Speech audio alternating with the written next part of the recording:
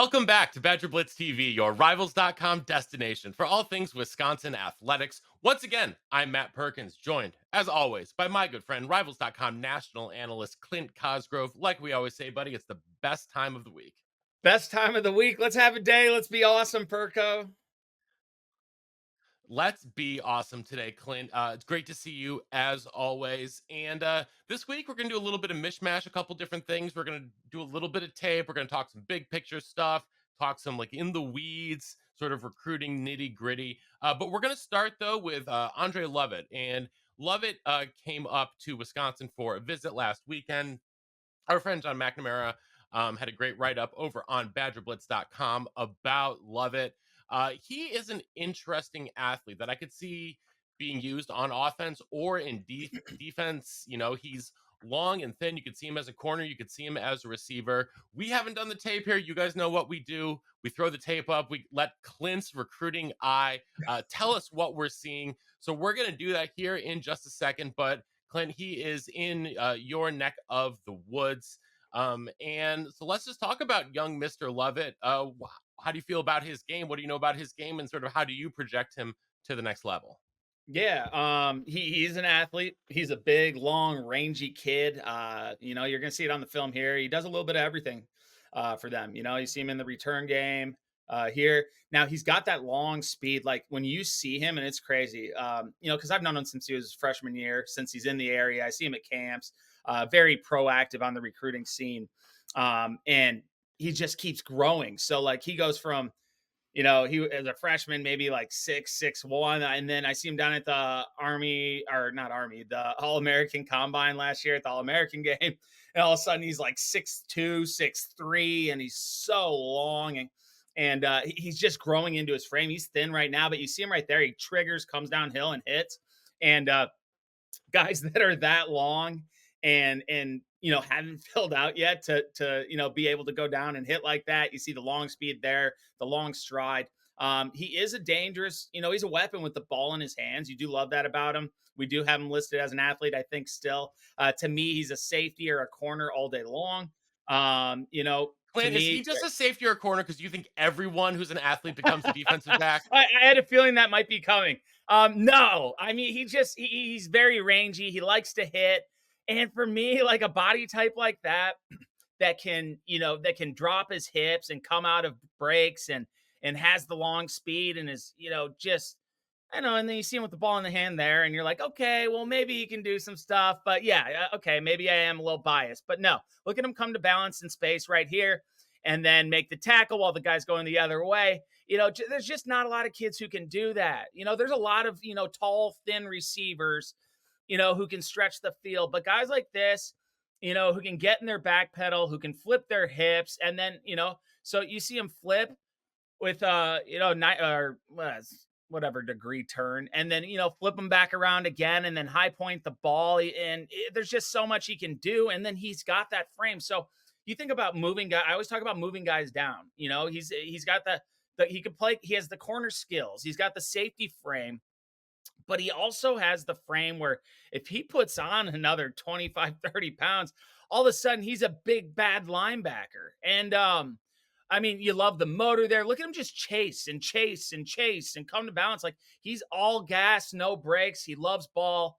And he's a kid that I'm excited about. Like he's just scratching the surface of what it'll be. And this is last year's film. Like I'm excited to go down and see him this season because I know he's gotten bigger. I know he's gotten faster. I know he's gotten stronger, and I know he continues to work at it. So, I think he's a high upside kid. You don't know what he is right now. And that's probably, because he can be so many things. I mean, look at that. He's getting in a bail technique, and then he sticks his foot in the ground and triggers and his length. It just allows him to make so many plays on the ball. Like, sideline to sideline guy. And I talk about length all the time. And people are like, why is he so obsessed with length? Okay. Like, here's the deal.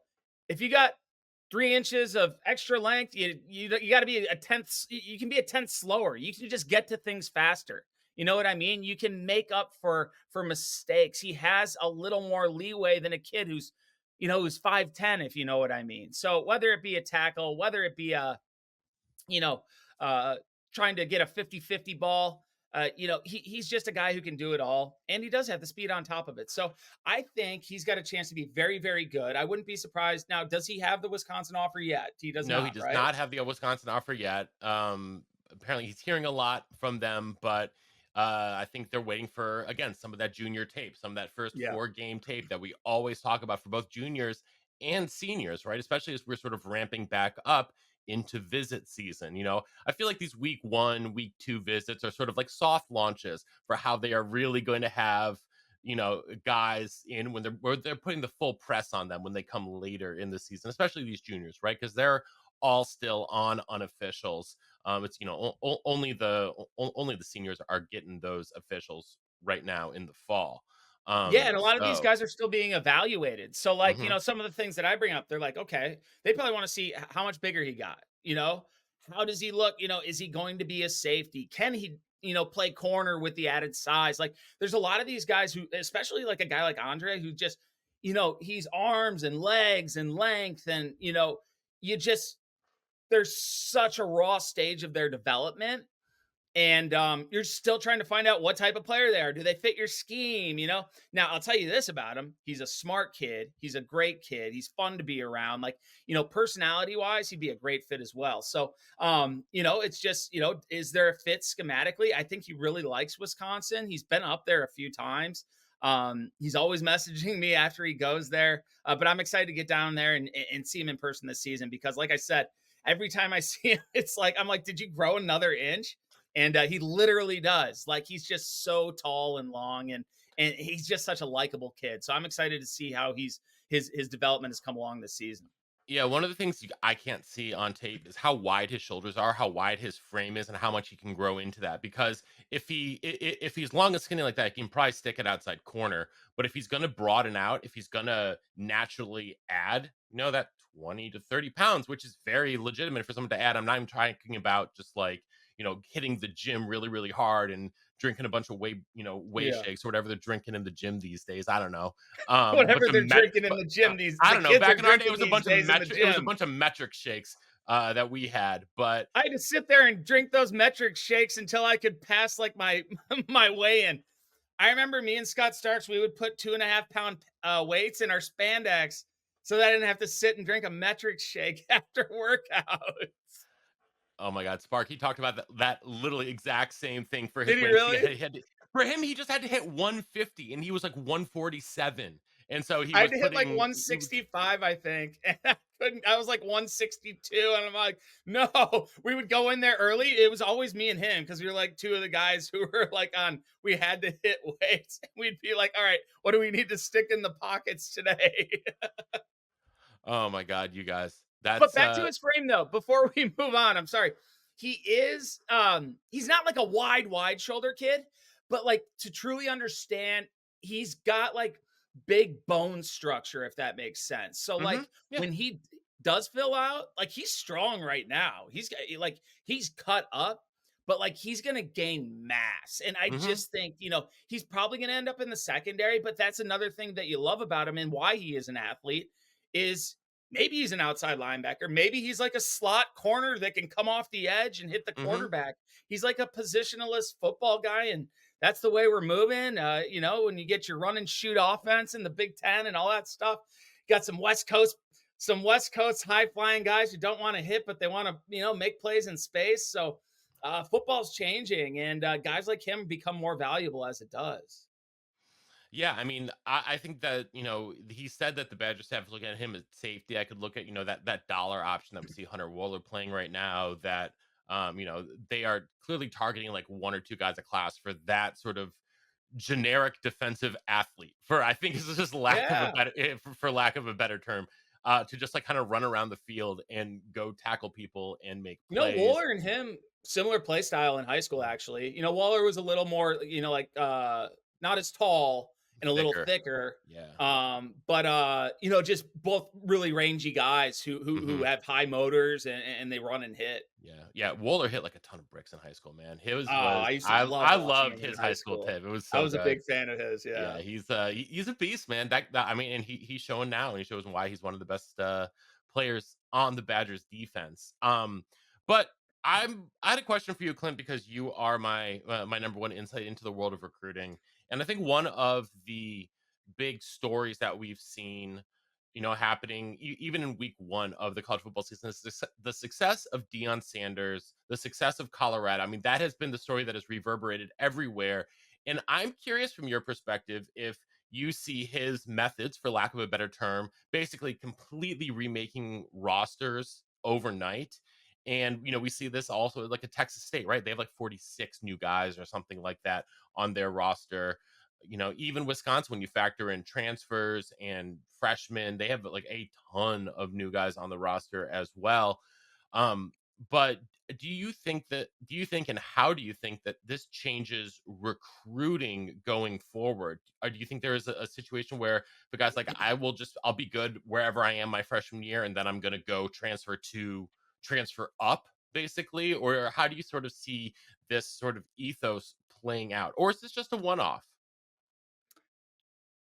So I think it could have a ripple effect, kind of like what you mentioned. Guys will be like, I'll transfer up. People don't realize how hard it is to transfer up. The reason you see it is because the guys who are doing it are special players and they're making an impact. And that's why they were able to transfer up. So I think it can give a false sense of reality of how things work in the transfer portal. The grass isn't always greener on the other side. And sometimes you enter the portal and you never come out. Okay.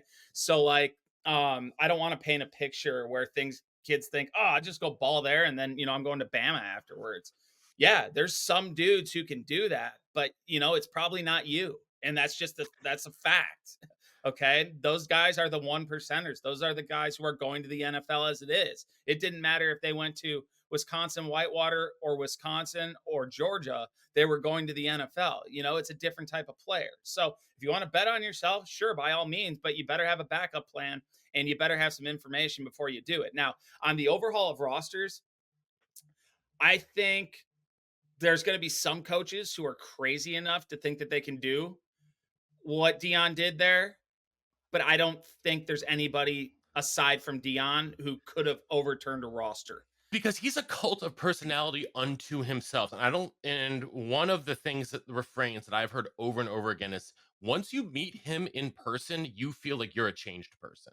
Like he has sort Wow, of like he has that's this deep. or like he has, I mean, obviously, like we've seen other people similar to him, but he has like a very like reverential tone in the way that he speaks. It's very like it's very much like a pastor, right? Like a Baptist Yeah, pastor in the way that he, goes about and speaks this is and his gospel. delivers.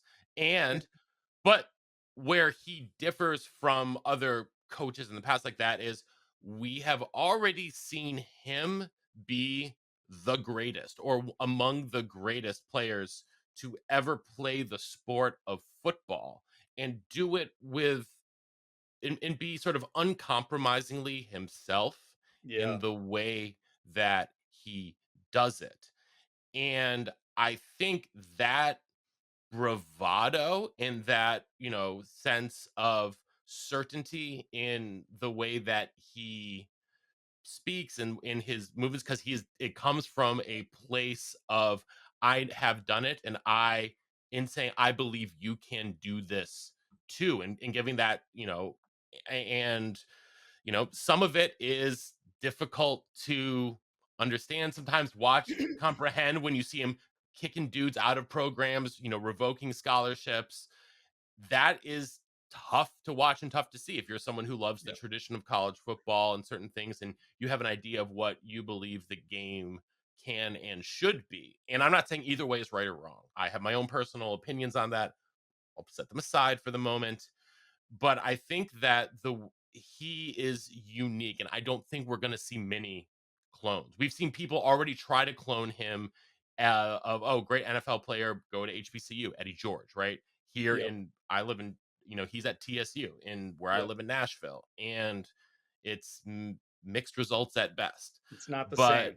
because he doesn't have the ability to self promote and to Yeah, bring the spotlight. He brings the spotlight. And so you go, oh, you're near him. You're going to get some of that spotlight around you. There's also like a very good chance that you're there and you don't quite have the talent that you're there. You're gone. Like yeah. you are gone. And I think that is a harsh reality in today's recruiting. And so I could And in life.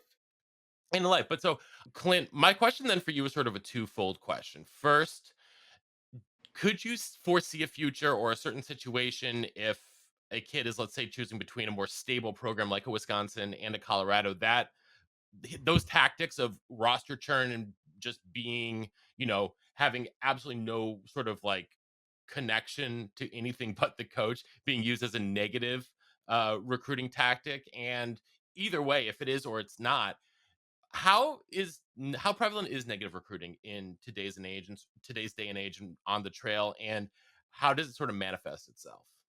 Yeah, well, I mean, like when you put yourself out there the way that Dion and Coach Prime does, when you're like you're prime. I mean, like you go by a one word name, and you're known by that. Like when you put yourself out there and you stick by your convictions, like that is threatening to people. And then he goes out and has that early success right away. And so there is this assumption that he overturned the entire roster. What he did, their roster is far from overturned, but what he did is he got rid of the kind of the dead weight and brought in some elite players. And then Sean Lewis found a way to get those elite players in space and manufacture some stuff. So it'll be interesting to see if they lose one of those main guys like Shador or Travis Hunter or Edwards or you know it's not going to look as simple. I mean, you look at the game line this week for the Nebraska game; it's like 3 points. So I don't want to get too far ahead of put the cart too far ahead of the horse. But um, yeah, they've done a good job, and he's done what very few coaches could do. And so I do think that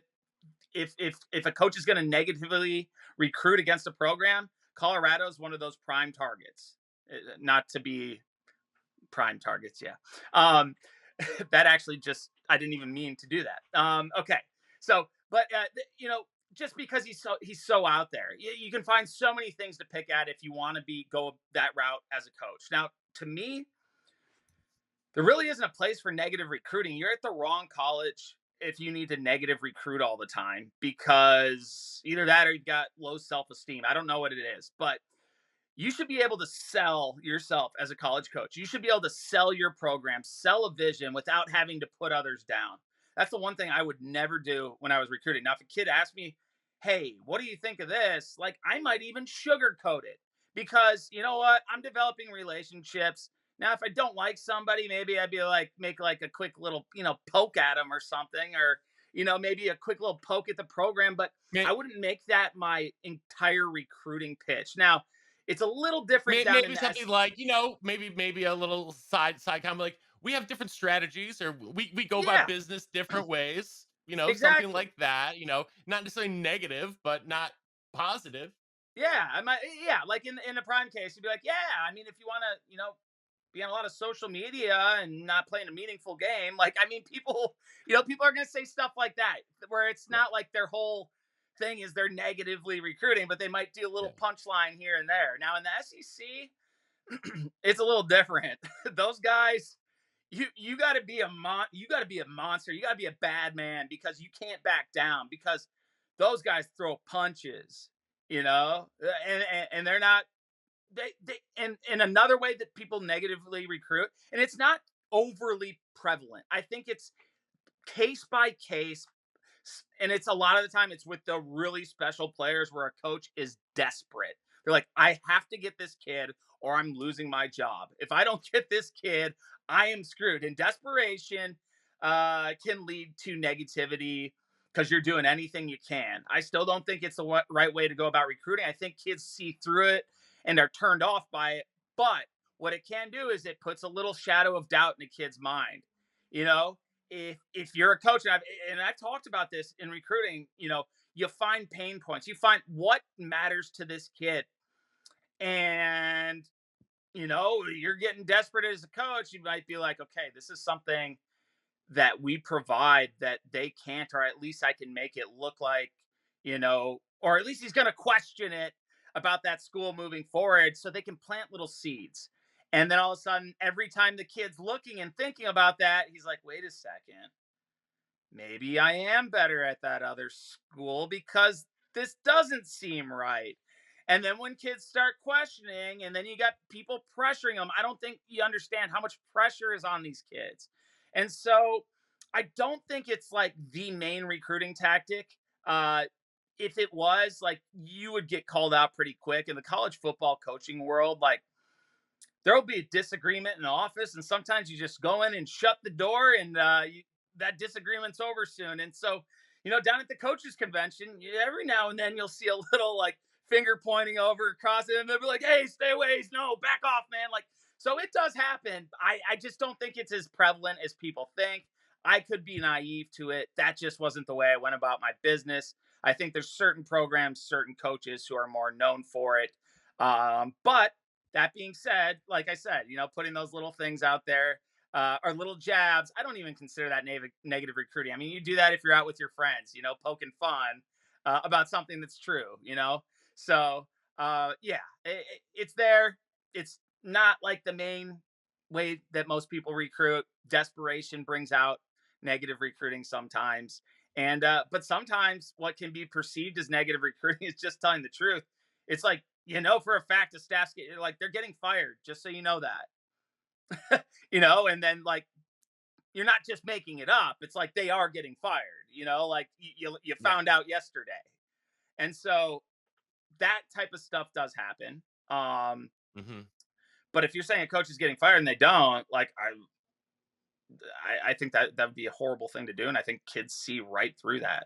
Yeah, I There's, think there is definitely. I think there is a line to walk yeah, in general, but I can see it being living down in Tennessee, man. There's some Tennessee, yeah, Tennessee is there's a lot of anger and vitriol coming both from and towards UT, and so there's a lot of like interesting stories about some of the things that are said on both sides of the fence. So we'll leave it at yeah, there, and that's sort of like kind of what got it into my mind in general, just thinking about sort of being tapped in now to a lot of the regional high school powers that have a dozen Power 5 kids on their roster every single year, and just how ruthless some of those tactics are. yeah. And I think, I It- mean, and that's why I bring up the SEC, like, yeah. because there's going to be stuff said, and sometimes you got to go on the defensive. And so I think there's a difference between being brutally honest with a kid, be like, you know what, they're going to churn and burn, or they're going to be gone in a year. I'm going to develop you. Like, if you know things and you're not just doing it and saying BS and just being a negative recruiter, there's a difference. If you have the kid's best interest in mind and you're going to follow through on your end, you're going to stay there and develop the kid after you negatively recruited a school because they were going to leave. you know, if it's that sort of thing, then I would have issue. But like, if you're telling the truth, at what point does it become negative recruiting, especially down in the SEC? And that's why I brought up the SEC. Tennessee, like you said, and when you're a target, you got to defend. You got to defend yourself. Like, no, that's not true. Mhm. So yeah, no, Yeah. it's the ever evolving recruiting world and tactics. And it's just, but kids see right through it nowadays. And there's so much social media, so much talk. Like, there's not too many secrets. Like, people are going to find out, and they're going to call you out. So, Yeah, absolutely. All right. Well, Clint, I hope that people aren't calling us out for any sort of negative tactics. We always just try to be awesome here on Badger Blitz TV. absolute We appreciate positivity, absolute positivity, relentless positivity. That's my motto for relentless pursuit 2023. of So excellence. I love it. I absolutely love it. We are trying to relentlessly be excellent here on Badger Blitz TV. We'll be back again next week talking recruiting, talking Badgers, talking everything else that you want to hear about. Make sure to send us a message, a note in the Badgers Den over at Let's go, badgerblitz.com. Dan. I want some questions. And we will be back again next week. Make sure you're subscribed to Badger Blitz for the best coverage of Wisconsin Badgers sports anywhere in the known and unknown galaxy. And so until next time, he's Clint Cosgrove. I'm Matt Perkins, and we'll see you See you in in the the den. den.